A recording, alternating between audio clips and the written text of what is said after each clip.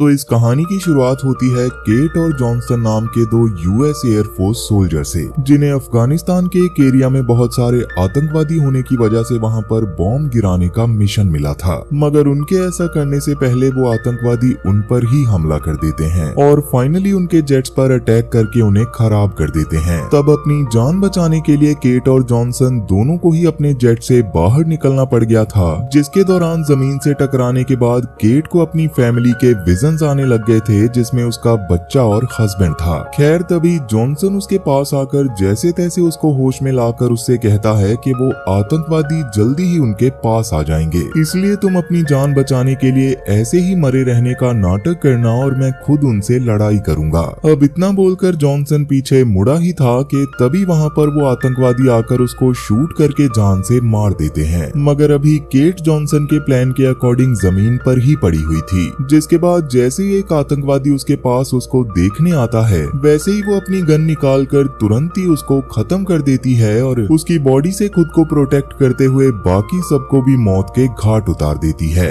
जिसके बाद वो सबसे पहले जॉनसन की डेड बॉडी के पास आकर उससे माफी मांगती है, क्योंकि केट की जान बचाने की कोशिश करते हुए जॉनसन की जान चली गई थी। इसके बाद वो वहाँ मौजूद सारे वेपन्स को जमा करती है और वापस अपने बेस की ओर जाने लगती है, जो कि वहाँ से काफी दूर था, लेकिन केट वहीं जाकर अपनी जान बचा सकती थी। तब रास्ते में वो बार बार अपने रेडियो से बेस को कांटेक्ट करने की कोशिश कर रही थी, लेकिन बहुत कोशिश करने के बाद भी वो कांटेक्ट नहीं कर पा रही थी।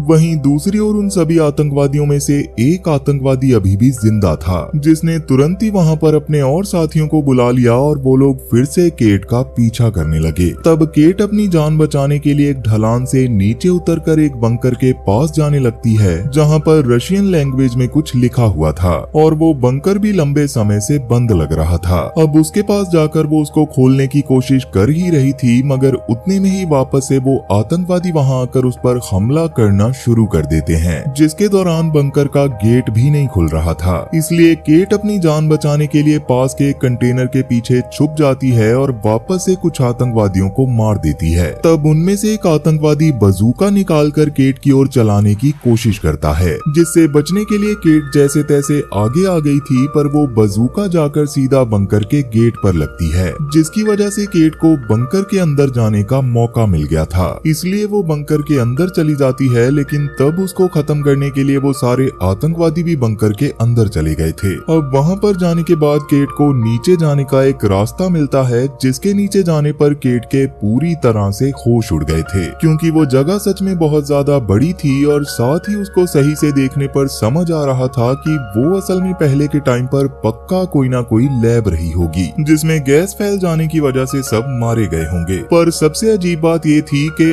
आज से पहले उस एरिया में उसने किसी बंकर के होने के बारे में कुछ भी नहीं सुना था।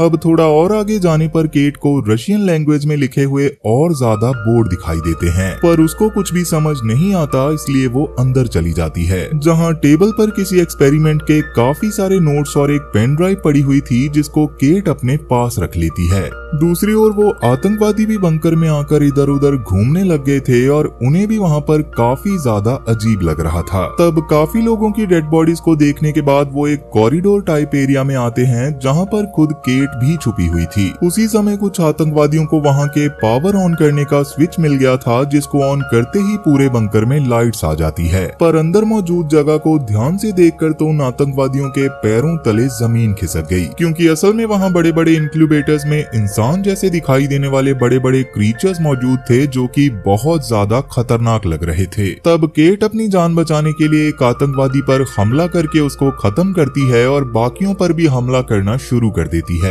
मगर उनके ऊपर फायरिंग करते हुए गलती से एक इंक्यूबेटर में छेद हो गया, जिसकी वजह से उसके अंदर मौजूद क्रीचर बाहर आ जाता है। पर फिलहाल वो क्रीचर मरा हुआ लग रहा था, इसलिए आतंकवादी केट को फिर से ढूंढने लगते हैं ताकि उसको खत्म किया जा सके। पर वहीं अब तक वो क्रीचर खड़ा हो गया था, जो कि बहुत ज्यादा डरावना था और उसने बस एक हमला करके उसके पास मौजूद आतंकवादी को खत्म कर दिया था। दूसरी ओर केट के पास एक आतंकवादी आकर उसको गन पॉइंट पर ले लेता है, जिसके दौरान उस आतंकवादी का दूसरा साथी अपने साथी को लेने गया था जो उस क्रीचर के पास रुका था। लेकिन वहां जाते ही उसकी रूह कांप उठी, क्योंकि वो क्रीचर उसके साथी को बुरी तरह से मारने के बाद उसको खा रहा था और उसको देखकर वो क्रीचर उसकी ओर बढ़ने लगता है। वहीं केट अपने पास मौजूद फ्लेयर की मदद से उस आतंकवादी को खत्म कर देती है और बाद में वापस से ऊपर चढ़ते हुए ऊपर के आतंकवादियों को मारने लगती है, ताकि ऊपर जाकर उस पर कोई भी हमला ना कर सके। मगर इसके बाद जब वो ऊपर पहुंचने ही वाली थी, तभी अचानक पीछे से एक आतंकवादी उसके पैर को पकड़कर खुद भी ऊपर आने की कोशिश करता है, लेकिन तभी वो क्रीचर पीछे से आकर उसको बुरी तरह से खत्म कर देता है। तब उसकी शक्ल देखकर तो केट के दिमाग ने भी काम करना बंद कर दिया था, मगर अभी वो जैसे तैसे तुरंत ही वहां से बाहर निकलती है, पर उस क्रीचर ने केट के पैर को थोड़ा सा घायल कर दिया था। अब वैसे तो वो क्रीचर भी बंकर से बाहर आने की कोशिश कर रहा था, मगर बंकर का दरवाजा पूरा ना खुला होने की वजह से वो अंदर ही रह गया था और उसके तुरंत बाद केट ने पास में पड़ी गन से शूट करके उसे बहुत ज्यादा घायल कर दिया था, जिसकी वजह से वो वापस से अंदर चला जाता है। तब केट फिर से वहां से भागने की कोशिश करती है, लेकिन तभी उसके सामने कबीर नाम का एक आतंकवादी आ गया था, जो काफी देर से अपने साथियों के बाहर आने का इंतजार कर रहा था। मगर अभी इस क्रीचर के चिल्लाने की आवाज को सुनकर वो डर के मारे और अंदर भाग जाता है। जिसके बाद केट भी वहां से पास की एक जगह पर आ गई थी, लेकिन उसकी हालत सच में काफी खराब थी। तभी उसको गलती से एक आर्मी की गाड़ी ठोक देती है, जो असल में वहां केट और जॉनसन को ढूंढने आए थे। तब सबसे पहले तो जेड केट को आइडेंटिफाई करके उसके एक लॉकेट को लेती है और बाद में एक सोल्जर स्नेयर उसको पानी देने के बाद वापस से अपने साथ बेस की तरफ लेकर जाने लगता है। और अगले दिन वहां पहुंचकर केट वहां के इंचार्ज फिंच को उस बंकर और वहां मौजूद क्रीचर के बारे में बताते हुए उन्हें वहां चलकर चेक करने को कहती है। लेकिन फिंच और स्नेयर को तो उसकी बातों पर भरोसा ही नहीं हो रहा था। पर अभी उसने केट से उसके पास मौजूद पेन ड्राइव को ले लिया था, जिससे केट को बहुत ज्यादा गुस्सा आता है और वो वहां से बाहर चली जाती है, जहां जेड से उसकी थोड़ी बहस हो गई थी, क्योंकि उसका लॉकेट लेने के बाद वो उसको वापस नहीं कर रही थी। मगर स्नेयर वहां आकर जेड से वो लॉकेट केट को वापस दिलवा देता है। वहीं फिंच ने केट की बातें सुनने के बाद तुरंत इस बारे में अपने सीनियर्स को बता दिया था, जिसके बाद वो अपने पास मौजूद अपने एक लेटर को देखता है, जो कि बहुत ही पुराना था। मगर किसी वजह से फिंच ने अब तक उसको अपने पास रखा हुआ था, जिसको देखकर वो अभी थोड़ा सा बुरा फील करता है। वहीं स्नेयर अभी केट से बात करते हुए उसको बताता है कि असल में पहले के टाइम पर जेड एक जंकी हुआ करती थी, लेकिन बाद में एक रेस्क्यू मिशन के बाद वो आर्मी में आ गई थी। इवन फिंच भी इतना ज्यादा रूड इसी वजह से था, क्योंकि उसने पहले के टाइम पर किसी गलती की वजह से अपनी बड़ी पोस्ट को खो दिया था। खैर अब इसके बाद स्नेयर केट को उसका जख्म साफ करवाने के लिए विल्किस के पास लेकर जाता है, जो कि उसका इलाज करने लग गया था। और वहीं पास में कबीर भी बैठा हुआ था, जिसको आर्मी वाले पकड़ चुके थे। तब केट उससे बात करते हुए उसे स्नेयर और विल्किस के सामने उस बंकर में मौजूद क्रीचर के बारे में बताने को कहती है, लेकिन कबीर इस बारे में कुछ नहीं कहता। तब विल्किस और स्नेयर को समझ नहीं आ रहा था कि अगर वैसा कोई बंकर सच में है तो फिर वो सैटेलाइट में दिखाई क्यों नहीं देता, जिस पर केट उन्हें बताती है कि पक्का उसको प्रोटेक्ट करके रखा गया होगा। और अभी वो उस बंकर के बाहर लिखे रशियन वर्ड्स को किसी तरह से लिखने की कोशिश करती है, जो वैसे तो किसी को भी समझ नहीं आ रहे थे, लेकिन कबीर जिसको रशियन भी आती थी वो खुद उन्हें पढ़कर बताता है कि उन वर्ड्स का मतलब था कि अंदर जाना मना है। खैर अब कबीर ने उस इंसिडेंट के बारे में भी एक्सेप्ट कर लिया था और उसके हिसाब से वो बंकर 30 साल पहले से बंद था, पर किसी को भी समझ नहीं आ रहा था कि 30 साल से अगर वो बंद था तो वहाँ पर मौजूद क्रीचर अभी भी जिंदा कैसे है, क्योंकि बिना खाने पीने और सप्लाईज के तो उन्हें खत्म हो जाना चाहिए था। दूसरी ओर उस बंकर के अंदर बाकी सारे क्रीचर भी इंक्यूबेटर्स को तोड़कर बाहर आने लग गए थे और उनमें से एक बंकर के गेट के पास पहुंच जाता है। लेकिन इस सब से अनजान रात में जेड और स्नेयर 3-3 घंटे जागने का फैसला करते हैं। और वहीं फिंच अपने पास मौजूद लेटर को खोल कर पढ़ता है, जिसमें उसके सीनियर्स ने उसे किसी मिशन के दौरान पीछे हटने की रिक्वेस्ट की थी, लेकिन फिंच उसके लिए नहीं माना था। उसी के बारे में सोचकर फिंच और ज्यादा परेशान होता है, जिसके बाद वो अपने सीनियर से वापस से उस बंकर में जाने की बात करता है जो उससे जल्दी से जल्दी उस पेन ड्राइव को हासिल करना चाहते थे। लेकिन फिंच उस बंकर के बारे में सच्चाई जाने बिना उनको पेन ड्राइव नहीं देना चाहता था। तब उसके सीनियर्स उसको उस पेन ड्राइव के बारे में बता देते हैं, जिसके बारे में सुनने के बाद फिंच के चेहरे की तो हवाइयां उड़ गई थी। वहीं बिल्किस और केट अभी कबीर से बात कर रहे होते हैं, जहां वो बताता है कि मैं बेशक से उन आतंकवादियों के साथ था, लेकिन आज तक मैंने किसी पर गोली नहीं चलाई क्योंकि मैं बस उनका ड्राइवर था, और वो भी मैं इसलिए बना ताकि वो मेरे परिवार को जान से ना मार दें। खैर अभी वो इस बारे में बातें कर रहे थे और बाहर अब तक सभी सोल्जर्स को काफी वैसे ही क्रीचर की आवाजें आने लग गई थी। और फिर आसपास के एरिया को देखने पर पता चला कि उनके कैंप के पास काफी सारे क्रीचर्स ने आकर हमला कर दिया था। तब सब लोग उन्हें देखकर पैनिक करने लगते हैं और स्नेयर तुरंत ही इसके बारे में जाकर फिंच को बताता है, जो कि जल्दी से वहां और ज्यादा सोल्जर्स को बुलाने की कोशिश कर रहा था, मगर तब तक एक क्रीचर ने उसके टेंट पर हमला करके उसके ऊपर हमला करने की कोशिश करना शुरू कर दिया था। लेकिन जैसे तैसे फिंच ने उसको अपनी पिस्टल से शूट करके खत्म कर दिया। वहीं बाहर अब तक केट, स्नेयर और बाकी सब काफी डरे हुए थे और सभी क्रीचर बहुत बुरी तरह से सभी सोल्जर्स को मार रहे थे। इवन गोलियों तक का असर उनके ऊपर इतनी आसानी से नहीं हो रहा था। तब काफी सारे सोल्जर्स को जान से मारने के बाद एक क्रीचर केट, बिल्किस और कबीर के टेंट की तरफ जाने लगता है, जहां से बिल्किस भी केट को कबीर पर नजर रखने के लिए बोलते हुए अब तक बाकी साथियों की मदद करने के लिए निकल गया था। और तब वो क्रीचर अंदर आकर अपनी जीभ से केट की गर्दन पकड़कर उसे मारने ही वाला था, पर कबीर पास में पड़े एक सर्जिकल टूल को उठाकर उसकी जीभ काट देता है और बाद में उस पर लगातार हमला करके उसकी जान ले लेता है। जिसके बाद केट ने भी एक पिस्टल को ले लिया था और वो कबीर के साथ ही बाहर बाकी सोल्जर्स के पास चली गई थी। पर तभी एक सोल्जर कबीर को गुस्से में पकड़ लेता है, क्योंकि उसको लग रहा था कि वो भागने की कोशिश कर रहा है। मगर तब स्नेयर वहां आकर तुरंत ही उन्हें अपने साथ बाकी सोल्जर्स के पास ले गया, जहां पर उन्हें छोड़ने के बाद स्नेयर और बिल्किस फिंच के पास जाकर उसको भी बचाने का फैसला करते हैं और उसके टेंट की ओर जाने लगते हैं, जहां पर अब तक वापस से क्रीचर ने हमला कर दिया था। मगर इस बार गुस्से में फिंच एक बेसबॉल बैट से उस क्रीचर के सर पर काफी बार हमला करके उसकी जान ले लेता है। पर क्योंकि अभी खुद भी वो घायल हो गया था, इसलिए बिल्किस और स्नेयर उसके पास आकर उसको सहारा देते हुए बाहर ले जाने लगते हैं, जहां अब तक ब्रॉमहेड और बाकी सबको एक कंटेनर मिल गया था, जहां रात में छुपकर वो जैसे तैसे अपनी जान बचा सकते थे। पर अभी चाबी न होने की वजह से ब्रॉमहेड उसके लॉक को खोलने की कोशिश करने लग गया था। तब स्नेयर और बिल्किस भी वहीं पर आ रहे होते हैं, जिसके दौरान अचानक एक क्रीचर उन पर हमला कर देता है, जो देखकर बाकी सब उनकी मदद करने की कोशिश करते हैं। और तब केट एक कुल्हाड़ी लेकर सीधा उस क्रीचर के सर पर लगातार हमला करना शुरू कर देती है, जिससे वो क्रीचर खत्म हो गया था। और फाइनली सबको ये बात भी समझ आ गई थी कि असल में इन सभी क्रीचर्स का वीक पॉइंट उनका सर है। वेल, अब और क्रीचर्स के वहां आने की वजह से सब लोग जल्दी से कंटेनर में जाकर उसके डोर को अच्छे से लॉक कर लेते हैं और पूरी रात वहां पर ही छुपे रहते हैं। पर क्योंकि उन लोगों के साथ कबीर भी था, इसलिए वो थोड़ा सा डरे भी हुए थे। लेकिन केट को अब कबीर पर पूरा भरोसा था, क्योंकि उसकी वजह से ही केट की जान बची थी। तब कबीर सबको गांव और अपने बारे में और बातें बताता है कि असल में वो खुद पास के गांव में ही पैदा हुआ था, जहां एक समय पर एक कॉमेट के आकर गिरने के बाद रशिया ने वहां पर आकर कब्जा कर लिया था और वो लोग गांव वालों पर बहुत अत्याचार करते थे। मगर धीरे धीरे अफगान के लोगों के पास वेपन सप्लाई आने लग गई थी, जिसके बाद उन्होंने रशियंस पर हमला करके वापस अपने गांव को आजाद करवा लिया था और सारे रशियंस मारे गए थे। मगर उसके कुछ समय बाद अचानक से गांव में बहुत सारे लोग गायब हो गए थे, जिनमें से आधों की तो लाश भी नहीं मिलती थी और जो मिलते थे उनकी हालत बहुत ज्यादा बुरी होती थी। इसलिए कबीर के पापा उसको एक खंजर देकर उस जानवर का शिकार करने गाँव के 46 लोगों के साथ निकले थे। लेकिन उसके बाद से किसी को भी उनके बारे में कुछ भी पता नहीं चला।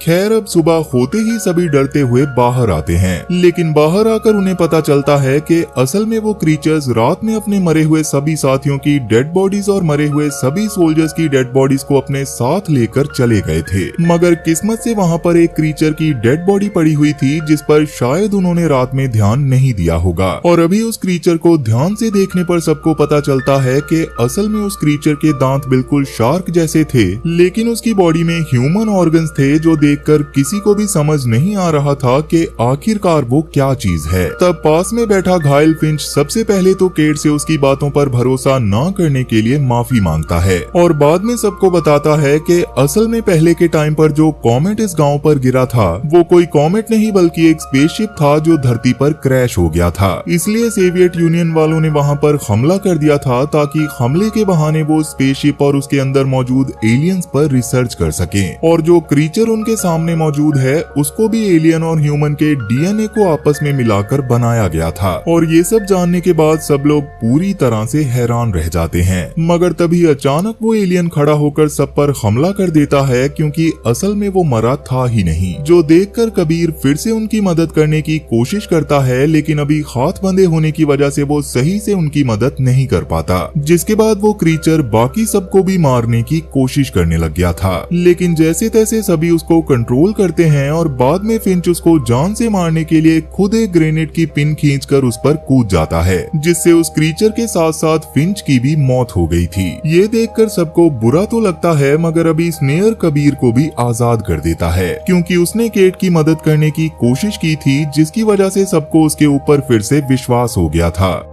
खैर अब जैसे कि वो लोग किसी भी हाल में उन क्रीचर्स को इस तरह से नहीं छोड़ सकते थे, इसलिए वो सब उन्हें खत्म करके अपने साथियों की मौत का बदला लेने का फैसला करते हैं। तब कबीर के अपने खंजर में धार लगाने के दौरान केट उसको बताती है कि असल में उसका उसके बेटे के पास जाने का बहुत ज्यादा मन है, क्योंकि उसके पति की कुछ समय पहले ही मौत हो गई थी और उसका बेटा शहर में अकेला था। यही रीजन था कि केट के लिए उसका लॉकेट बहुत ज्यादा जरूरी था, क्योंकि उसमें उसके बेटे और पति की फोटो थी। तो अब पूरी तैयारी करने के बाद केट कबीर और बाकी सभी बचे हुए सोल्जर्स के साथ उस बंकर को ही जाकर ब्लास्ट करने का फैसला करती है, जिसके दौरान वो लोग थोड़ी देर में ही वहां पर चले गए थे और उन्होंने बॉम्ब को भी नीचे फेंक दिया था। मगर वापस आते समय केट का लॉकेट प्लेटफॉर्म पर गिर जाता है, और जैसे कि स्नेयर जानता था कि केट के लिए उसका लॉकेट कितना ज्यादा इम्पोर्टेंट है, इसलिए वो उस लॉकेट को उठाकर केट को वापस करता है, जिसे केट ले ही रही थी कि तभी पीछे से एक क्रीचर ने आकर स्नेयर को अपने साथ नीचे खींच लिया।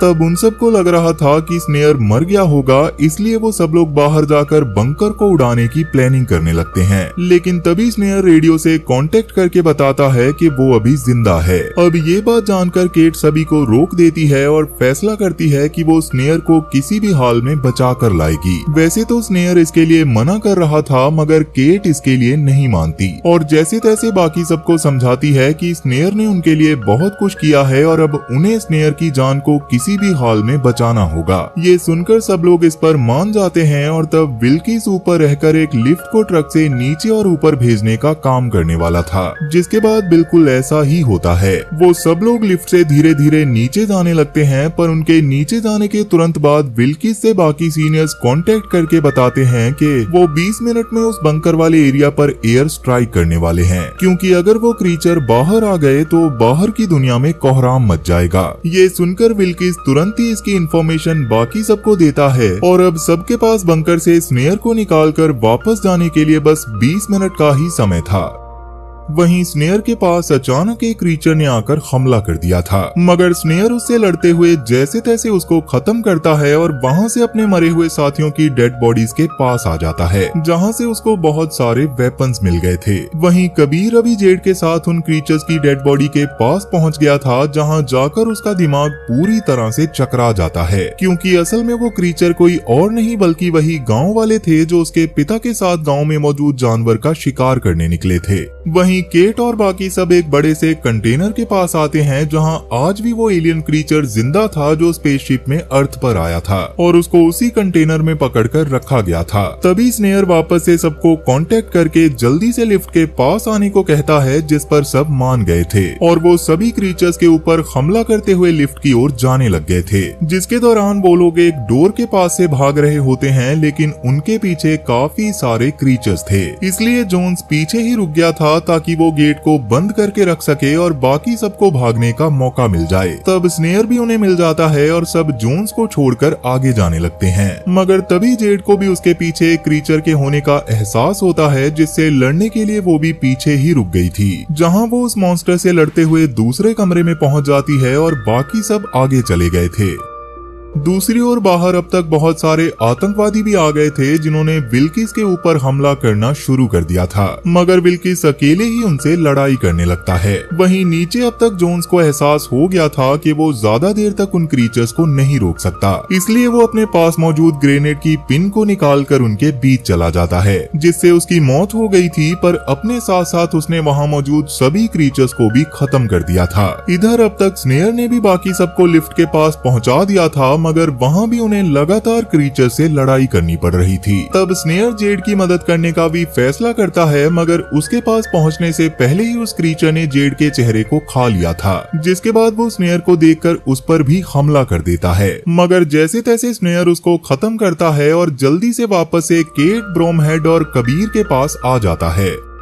तब ब्रोमहेड बिल्किस से लिफ्ट को ऊपर खींचने को कहने लग गया था, लेकिन लड़ाई में बिजी होने की वजह से बिल्किस ऐसा नहीं कर पा रहा था। पर फाइनली वो आखिरी आतंकवादी को खत्म कर देता है, लेकिन अभी वो ट्रक से बाहर आ गया था और वजन की वजह से ट्रक धीरे धीरे बंकर की ओर खिंचता जा रहा था, जिसकी वजह से बिल्किस उसको रोकने की कोशिश करने लगता है। वहीं लिफ्ट में अब वापस से क्रीचर आकर हमला करने लग गए थे, जिसके दौरान एक क्रीचर ने ब्रोमहेड के गले को पकड़ लिया था और उसके हाथ में बंधी हुई घड़ी को देखकर कबीर को समझ आता है कि असल में वो उसके पिता हैं, जिससे वो सच में काफी ज्यादा इमोशनल हो गया था। वहीं ऊपर अब और आतंकवादी आकर बिल्किस को बंदी बना लेते हैं, जिसकी वजह से वो ट्रक नीचे उस क्रीचर पर गिरने से क्रीचर के साथ साथ ब्रोमहेड और कबीर की भी मौत हो जाती है, जो देखकर केट और स्नेयर तुरंत ही लिफ्ट से बाहर आकर ग्रैपलिंग हुक से ऊपर जाते हैं, जहां जाकर उन्होंने लास्ट टाइम में उन सभी आतंकवादियों को मारकर बिल्किस की जान को भी बचा लिया था। और तभी उन्हें आसमान में एक फाइटर जेट दिखाई देता है जो उस एरिया में मिसाइल गिराता है, जिसको देखकर वो तीनों तुरंत ही एक आतंकवादी की गाड़ी से उसके ड्राइवर को बाहर निकालते हैं और उसकी गाड़ी को लेकर दूर निकल जाते हैं, जिसकी वजह से उन्हें कुछ भी नहीं हुआ था, पर वो बंकर वाला एरिया पूरी तरह से बर्बाद हो गया था।